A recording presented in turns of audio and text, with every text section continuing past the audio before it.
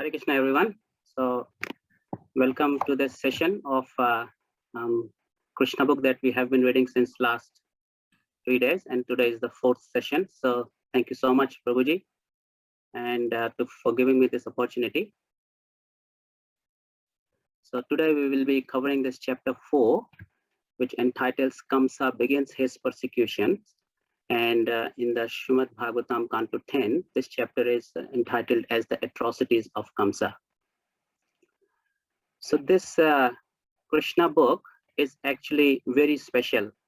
So Prabhupada has got, all these his translations done, and all his translations are very significantly important. But especially this Krishna book is very important. He used to like it very much. So what Prabhupada used to do, that he would ask his disciples to read in front of him, and Prabhupada would actually listen to it. He would just sit and engrossed so very much, and he used to enjoy listening to the pastimes of Krishna. So one of the Prabhuji was telling me that Prabhupada would sit in front, and then he would so very engrossed in the pastimes of Krishna, especially when Krishna would fight with some of the demons, and he would play with them and then kill them. And Prabhupada was very excited and was getting all the thrill. And then Prabhupada would ask them, that who has written all this? And they would say, Prabhupada, you have only written all these things. So Prabhupada wouldn't believe it. So this book is really very important. So we all should have a copy of it. If anyone not having a copy, then please you can contact Arjanya Prabhu. Arjanya Prabhu can give a good discount on this book.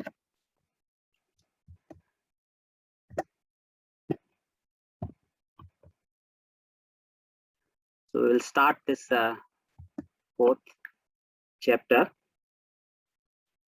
So as it is the continuation of yesterday's topic, so the seventh child was transferred. Actually, and Kamsa thought that it was a miscarriage, and the eighth child was born. Krishna was born, and he was also transferred to Gokul. And Nanda Baba, actually, he brought back the baby girl. So as soon as the watchmen, they heard the baby was crying, they informed Kamsa.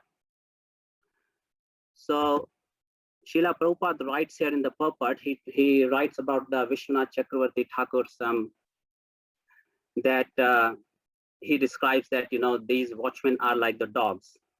So especially in India, when one dog barks, then other dogs also starts barking. They don't know what to do, and they think that actually they are the one who are actually protecting all the houses. So Prabhupada mentions there that these dogs are they have that illusion that they are protecting everyone's house. Today's politicians and all the diplomats, they are also like this.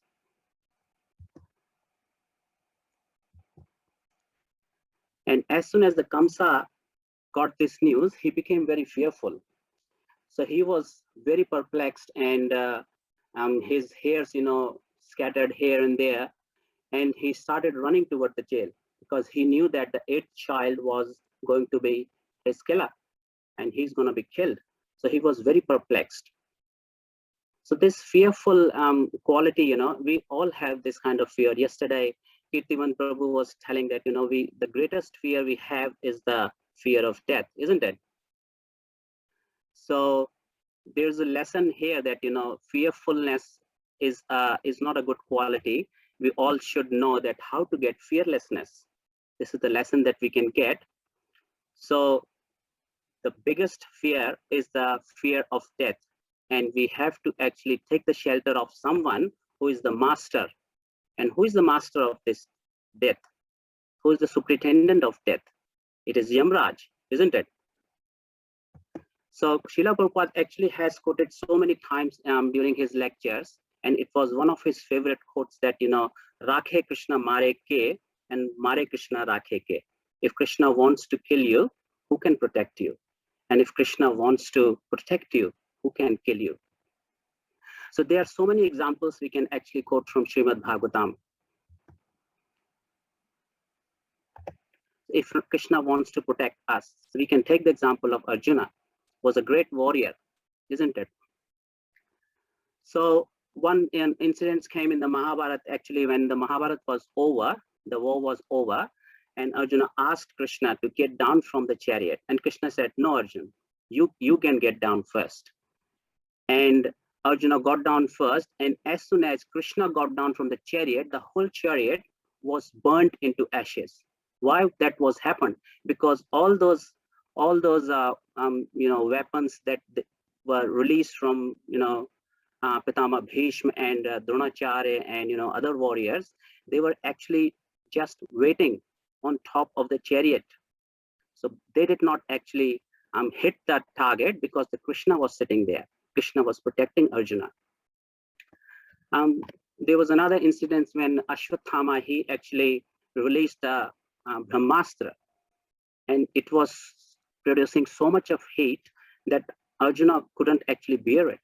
And Arjuna said a very famous verse, Krishna Krishna Mahabahu Bhakta Nam Abhayankara Twamme Kodaya Mana Nam Aparvagosi Samsvatehe. Most of you would know this verse. This is a very famous verse. So if we want to instill the fearless in our heart, we have to take shelter of Krishna. Another one, very well-known example of Prahlad Maharaj. Such a small child and always very fearless. He was not having any fear. He was convinced that, if Krishna wants to kill me, let it be. But if he wants to protect me, then no one can kill me. And we saw his example. Uttara, that was another classic example. When Ashwatthama shot that, released that Brahmastra, aiming towards her womb, she ran towards Krishna. So many warriors were standing there, Arjuna, Bhim, Nakul, Sahadev, Yudhishthir. But she knew that no one can actually save me. It is only Krishna. And then she also said another very famous verse, Pahi Pahi Mahayogin Deva Deva Jagat Pakate Nanyam Tvad Abhyam Pashyam Yatra. Nanyam, no other than you. You can only instill the fearlessness into the heart of your devotees. And another one is when Krishna wants to protect you, how Krishna is the supreme power of the death. It's a very classic example actually comes in the Srimad Bhagavatam. Krishna, when he was at the Sandipani Muni Ashram. So Sandipani Muni Ashram actually asked him as a Guru Dakshina that if you can bring back my child, my son who was died some time ago. And what Krishna and Balram did, they actually went to the Yamloka, Samyami, that's the capital city of Yamlok. And they went there and they did not actually request, they did not ask him, they did not request Yamraj that you give the self. What did they do? They actually order him. They gave the order that Yamraj, you know of my supremacy. So we order you to give back the child of our Guru. So this actually proves that if Krishna wants to protect, no one can kill us. So this is the lesson that we have to learn. And if Krishna wants to kill you, no one can actually protect you. Classic example is Ravan. So when there was a battle was going on between Ravan and Lord Ram and Ravan, we all know that Ravan was a great devotee of Lord Shiva. So Mother Parvati, she asked Lord Shiva, why don't you go there? He's your favorite. He's such a faithful devotee. Why don't you go and save him? And Lord Shiva said that no, because Krishna, Lord Rama wants to kill him. I can't save him. I can't give him any protection. Kamsa, he has so much of army, so great.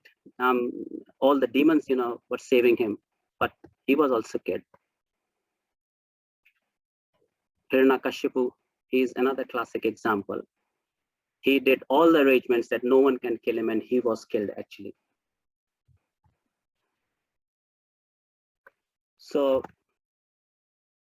Krishna says that, aham kalo asmi mityu sarva harascham. I am the Kal, I am the actually death personified.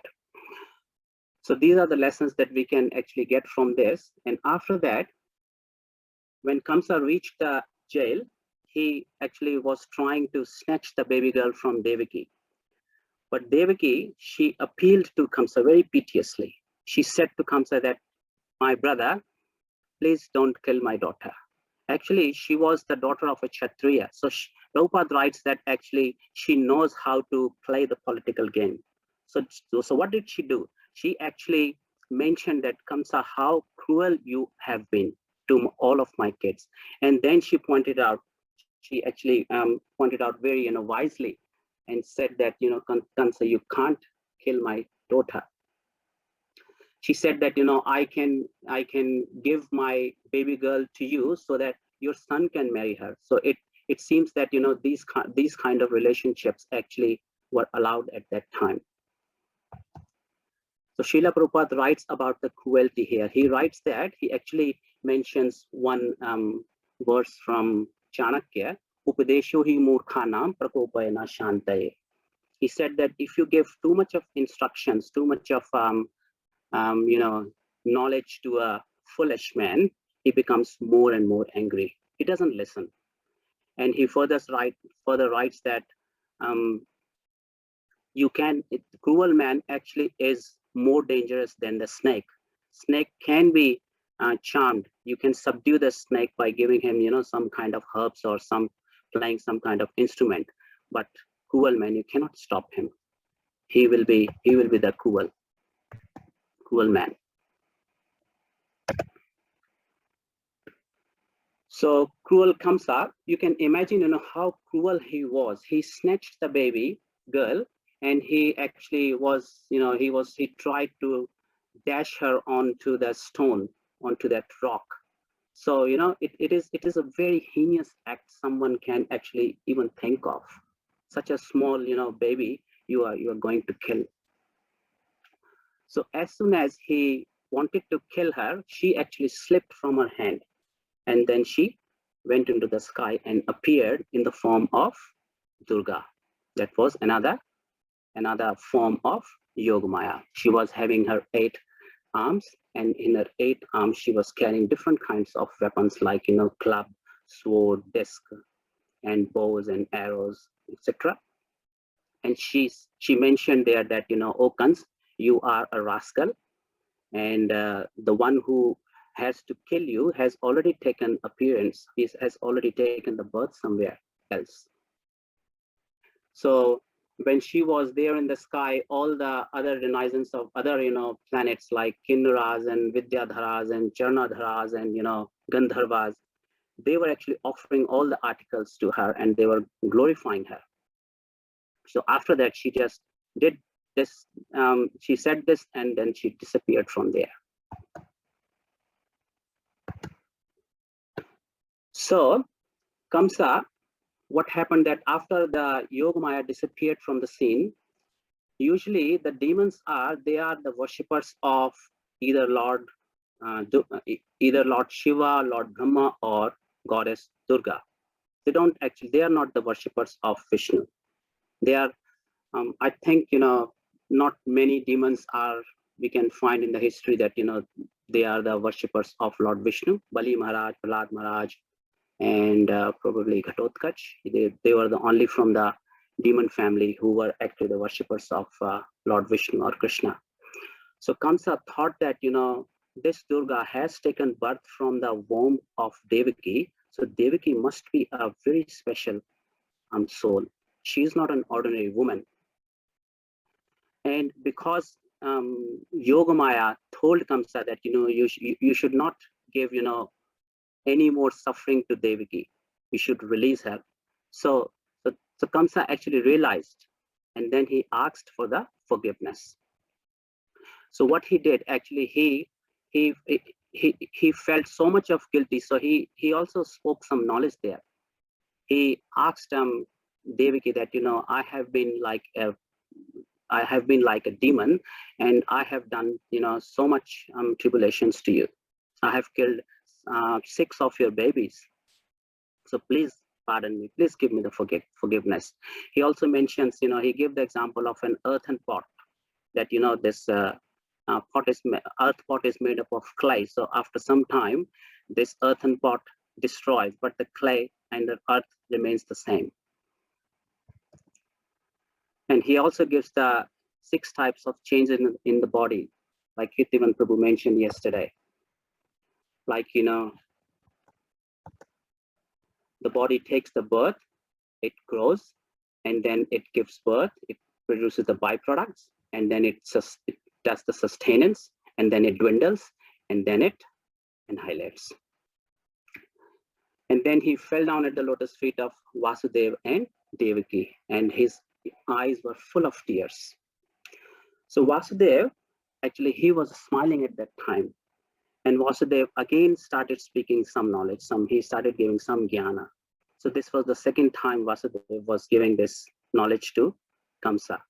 So we can get this lesson from here that, devotees like Vasudeva, they never leave any chance, any opportunity of preaching. They always want to preach. So he mentioned there that, Kansa, whatever you have said is true about the body and the soul. So he mentioned that, there are concepts of material life, which is jubilation, envy, lamentation, fearfulness, illusion, and greed, and madness. So we should never leave any opportunity for preaching. Krishna loves these kind of devotees.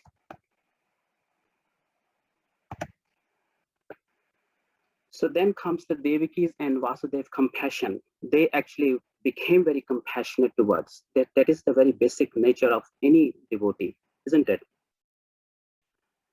So they actually gave the forgiveness to Kamsa, and then Kamsa was, he started feeling so much guilt in his heart that he opened all the shackles by himself, and then he released both of them. So this compassionate quality and the forgiveness quality, they are like a jewels in our bhakti. We should actually develop these 2 qualities in ourselves. Compassionate and forgiveness. They develop the humbleness in our personality. That is you can say that, it is the foundation of our devotional service. There's so many examples then we can get from Srimad Bhagavatam, where devotees have actually shown so much of compassion and forgiveness. One of the examples that I can think of is Draupadi. When Draupadi's 5 sons were brutally slaughtered by Ashwatthama, and she became so angry, and she said that she asked her 5 husbands, that bring this Ashwatthama in front of me and chop his head off, and I will stand on top of it, and then I'll take the shower.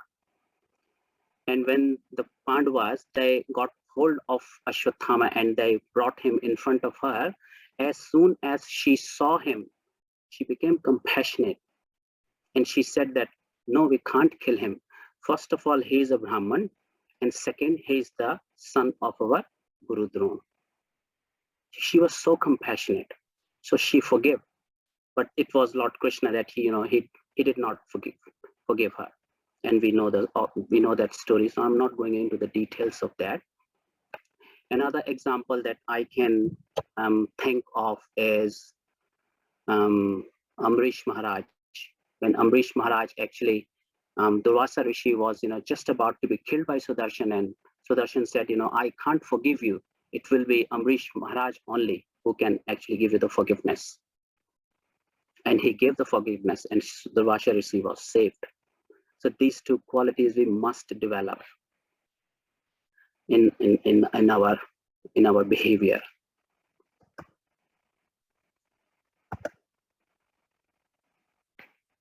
So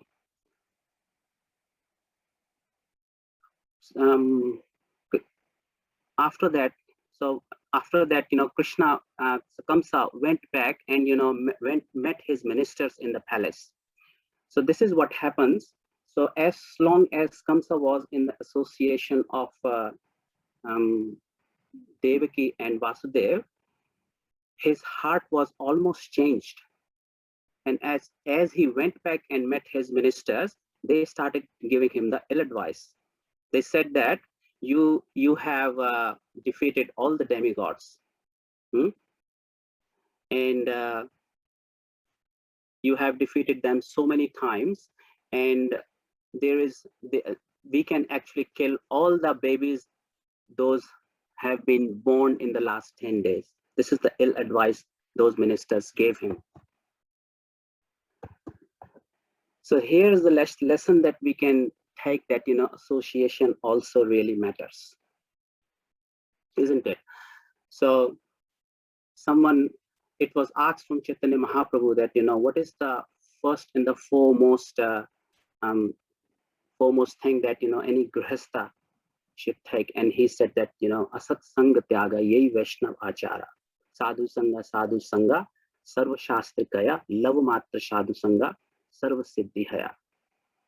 So association actually matters. So we should try not to associate with the non-devotees. So this is the picture that I have taken. You might be wondering that why I have put this picture. So in Hindi there is a saying that kharbuje ko dekh ke kharbuja rang badalta hai. So if we put a green kharbuja here and some pink kharbujas here, then they will actually also take the color of that kharbuja. So that's why the association matters. So people also ask that how we can actually when we go to the office, then how we can't associate with other people.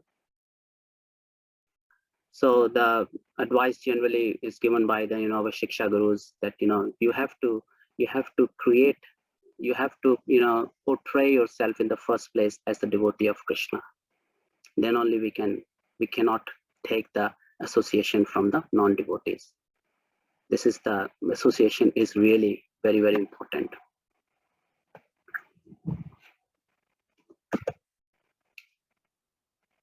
So after that, this is a very small chapter actually.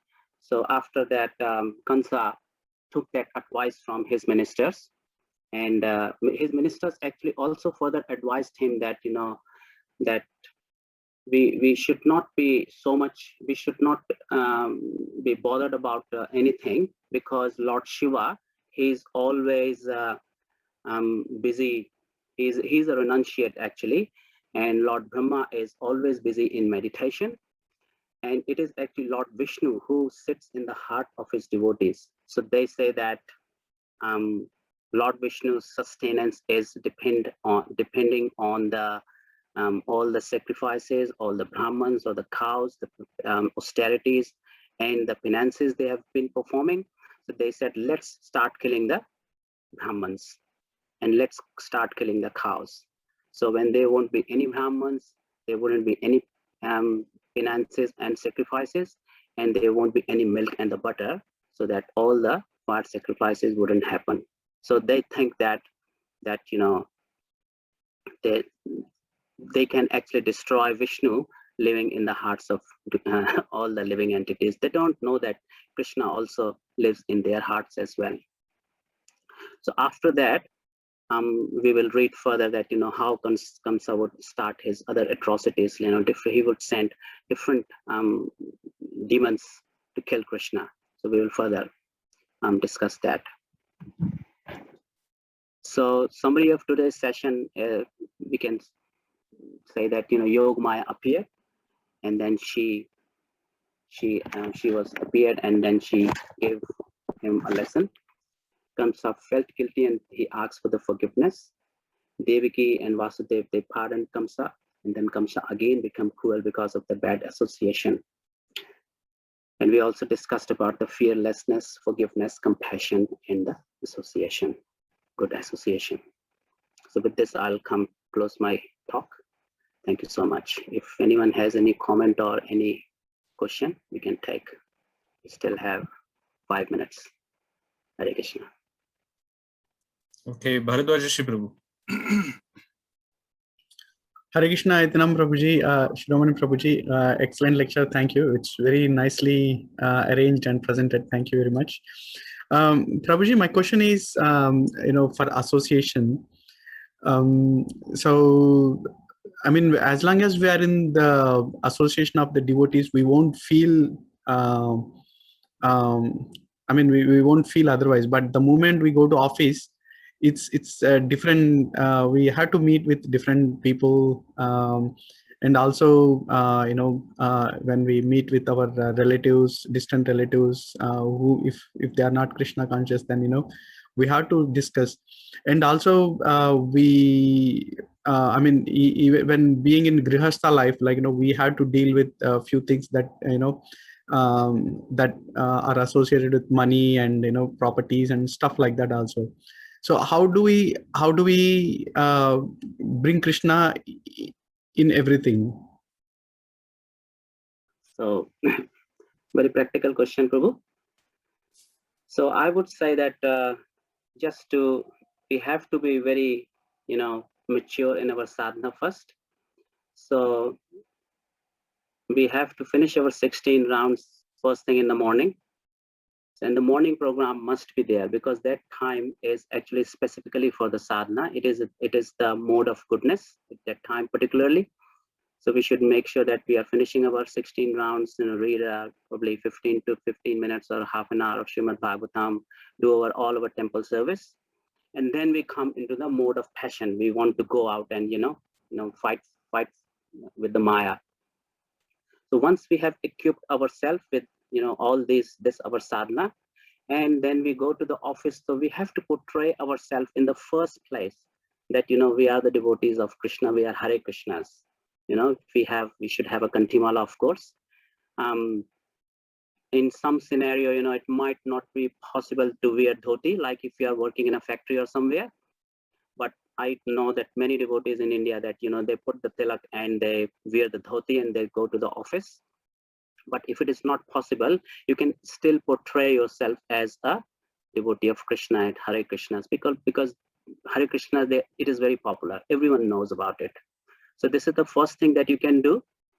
Like, if you are going into the office, another thing that you can do, while you're dealing with your relatives, like, because they know the relatives, they know your past as well. So they would probably say that, oh, I know you, what you were, and now what you are portraying now as, So Prabhuji, I would just say, no, you just don't bother. Just try not to, have a probably argument with them. Just preach what we are practicing. Just preach them with your practice. This is what I would do. Thank you, Prabhuji. Jitendra Prabhuji, you have some question? Yes, Prabhuji. Hare Krishna, Dandavat Pranam. Nice lecture, Prabhuji. I want to know more about the fearlessness, even though Prabhuji explained very nicely that, in this material world, we don't need to fear, by practicing the ABCD, what we know that, association, which you have discussed very nicely. B is the book reading, that means the education from our Bhagavad Gita and other stuff. C is chanting, you said. D is the diet, which we eat, that's grow up in our body, and thought process and other stuff. And A, B, C, D, E is the etiquette. Anyway, the fearlessness. In science, even though, we are in the material world, to perform better, you need to be a little bit nervous, then you perform better. And as a true devotee, what I understand, the most important thing is we need to be very humble. Does not matter how much we know, doesn't matter how much money we got and other stuff. So if we don't become fear about anything, then we will not perform well. If I don't fear, I will not chant Hare Krishna. I will not be humble. I will not behave well with other people, those kind of things.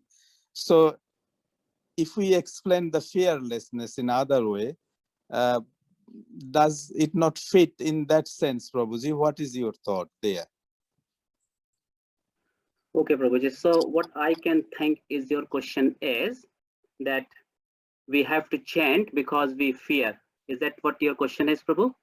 we need to be, yes, if we become like, fearlessness, like, very bold and everything, because I chant 16 round every day, and I'm almost going to Goloka and other stuff. Even there is different kind of thought. As a true devotee, I may not want to go to Goloka, because then I don't have the opportunity to chant 16 round. I want to come back on this mirth, because then I can chant 16 round again in my next life.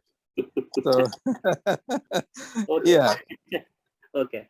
So Prabhuji, when I say that, being a fearlessness, feeling of fearlessness, so obviously we have to take shelter of Krishna. So Krishna says in Bhagavad Gita, Mahatmanastu mam partha devim prakriti ashitha. So those who are Mahatma, those who are pious soul, they live under the protection of my energy. So when we say that this my energy, this energy is the Yogamaya, that's what we have been discussing. So we have to live under the protection of the energy of Krishna. So, but that doesn't mean that, we are fearless now, we can do anything. No, we still have to abide the laws and the rules and regulations of the devotional service. So the only thing that, we have, the greatest fear is the fear of death. You may have seen, all the animals, all the birds, they are always looking here and there. They have the fear of death, Prabhu. So, but in this human form of life, we should not have this kind of fear. So that doesn't mean that, we become fearlessness and then we can do anything. No, we still have to be, very like, we have to maintain that balance. So if we are doing, our sadhana very maturely, we are, fulfilling all the regulative principles, then this is a gradual process, and this fearlessness, comes in. We are always dependent on Krishna. That is the very basic nature of any devotee, always dependent on Krishna. So I think I have given the answer, Prabhu. Is that? Yes, Prabhuji, I really loved your explanation and the today's lecture. Very nice and eye-opening, Prabhuji. Thank you. Thank you, Prabhuji. Hare Krishna. Hare Krishna. Any other question? Okay, if nothing else, Yatinam, Shiromani, back to you. Okay, thank you so much for tolerating me. So we will hear from this session will continue from tomorrow. We are having some guests also. So thank you, Prabhuji, Amrish Prabhu, and Ananganji Mataji for arranging all those sessions. So we will hear the nectar. So stay tuned. Hare Krishna. Hare Hare Prabhupada. Krishna. Jai. Jai. Jai. Yatinam Shiromani Prabhu ki. Jai. Srimad Bhagavatam ki. Jai. Jai.